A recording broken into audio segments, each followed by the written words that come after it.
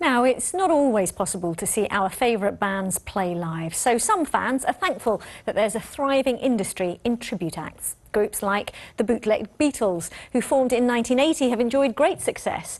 Well, this next story is brilliant because Wendy Hurrell has been to meet a London band that recently played the tribute of their careers, and her report has some flashing images. The band in question is Pearl Jam. And now it might surprise you to know that I was quite into the Seattle grunge scene of the 90s, but for those of you less familiar with the music, this is what was blaring from behind my bedroom door.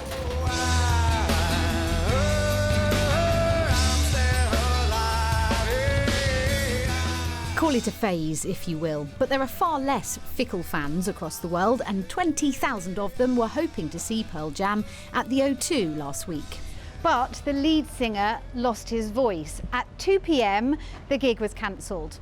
By 4 p.m, a tribute band had stepped in with an impromptu gig. Not at the O2, but at the Borderline Club in Soho. It sold out in minutes, faster than the real band when they debuted here in 1992. Without any shadow of a doubt, that must be the fastest covers concert ever sold. We've actually emailed Guinness Book of Records to find out the truth, if that is a record that we can lay claim to. In the scramble to set up the gig, they were for a time without percussion. So you almost had Pearl Jam's drummer come play here? Yeah. Well, he said no, but... Then I got to get all my stuff together, tell my wife I'm not going to be home to put the kids to bed and bath. She kindly let me go back into London in the car. And as I got here, as I was driving up Tottenham Court Road, there's already a line of people. There were people that had come over from Mexico, the United States, all over Europe, Canada.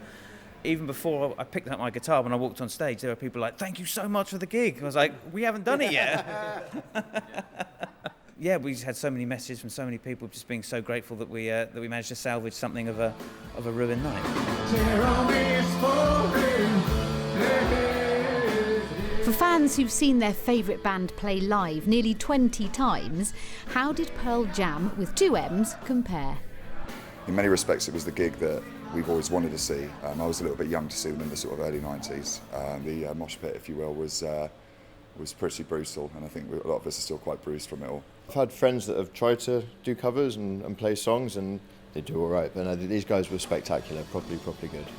Pearl Jam proper has rescheduled the O2 gig for the 17th of July. Will there be a tribute to their tribute? Wendy Hurrell, BBC London News. Great story. Now, this could be a short forecast.